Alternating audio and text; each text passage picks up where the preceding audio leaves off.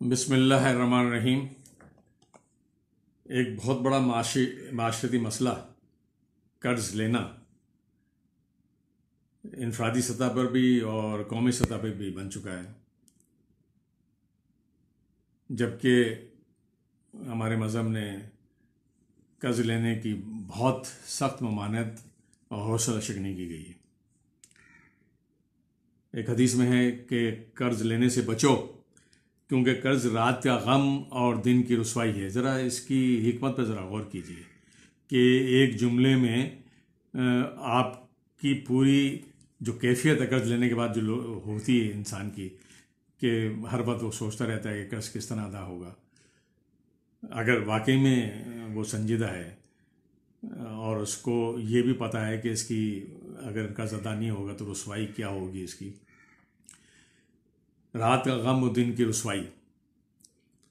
इसी तरह हज़रत अली का एक कौल है कि ज़्यादा कर्जा सच्चे को झूठा बना देता है और वादा वफा करने वाले को वादा खिलाफ बना देता है।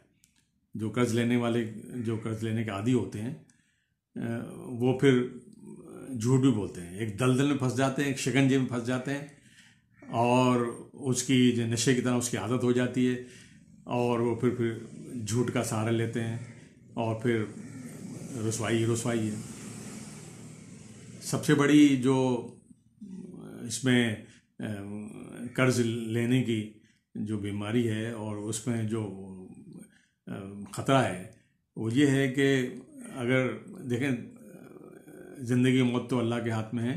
किसी वक्त भी आ सकती है। अगर कर्ज दिए बगैर आप मर जाएंगे, आपके बीवी बच्चों की क्या रुसवाई होगी और किस तरह वो अदा करेंगे। हमने बहुत से केसेस देखे हैं कि उन्होंने बैंकों से कर्जा लिया, घर गिरवी रखवाया, तो वो जाहिर है फिर वो बीवी बच्चे उनके रोड पे आ गए, घर तो कुर्की हो गया। एक हदीस में कर्ज के बगैर, कर्ज लिए बगैर मरने वाले को जन्नत की बशारत दी है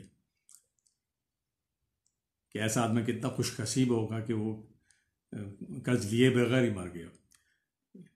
इसी तरीके से हुजूर ने जो हौसला शिकनी की है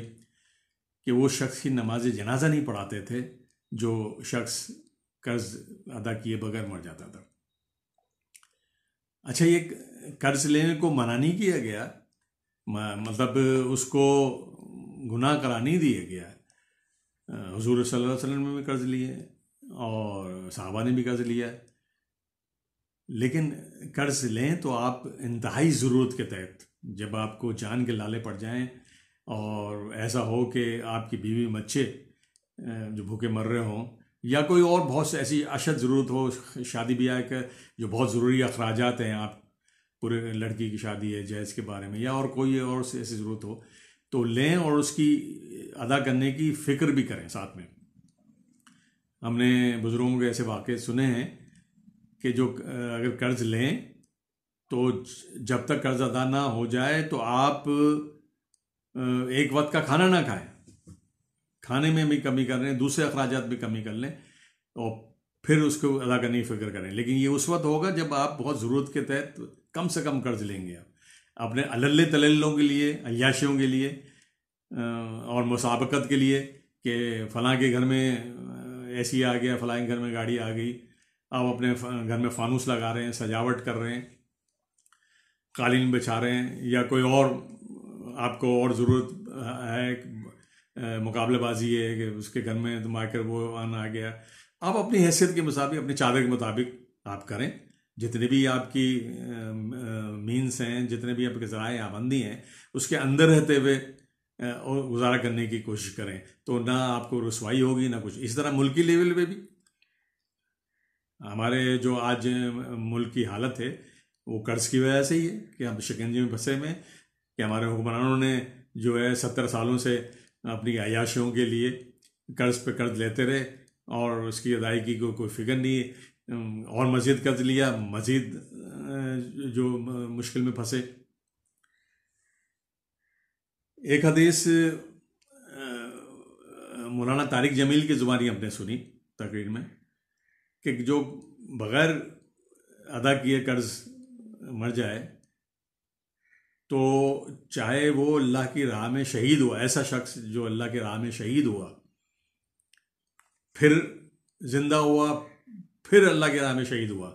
शहादत का रुतबा होने के बावजूद अगर वो कर्ज दिए बगैर, उसके ज़िम्मा अगर कर्ज था अदा नहीं किया, तो वो जन्नत में नहीं जाएगा। अब इस कदर सख्त वईदें इसमें आई हैं कर्ज की, और उसके बावजूद भी लोग अगर इसमें मुलविस हैं तो खुदारा वो सोचें इसमें। और मैं उलमाए कराम से भी अपील करूँगा कि कर्ज के मबानत के हवाले से, कर्ज की होशल शिकनी के हवाले से उनकी तकारीर ज़्यादा नहीं नज़र आती हैं। सूद के बारे में तो बहुत उन्होंने अवेयरनेस दी है लोगों को, और लोग उससे बचे भी हैं काफ़ी हद तक। लेकिन जो सूद की जो जड़ है कर्ज, उसकी ममानत के बारे में मैंने यूट्यूब में सर्च किया तो बेशुमार आपको ऐसे वज़ाइफ मिल जाएंगे कर्ज की अदायगी के लिए, दुआएं मिल जाएंगी। लेकिन कर्ज की ममानत के लिए ये कि उसको जड़ को ही ख़त्म किया जाए, कि कर्ज ले ही ना, उसके शक नहीं हो, उसके बारे में कोई तकारीर बहुत कम मिली है उसमें। तो मैं उलमा कराम से गुजारिश करूँगा कि ये इस तरफ भी तवज्जो दें और लोगों को अवेयरनेस दें कि कर्ज की हौसला शिकनी करें हर सूरत में, ताकि लोग और ना सिर्फ वो रुसवाई से बचें बल्कि उनके बीवी बच्चे भी आगे रुसवाई से बचें। शुक्रिया।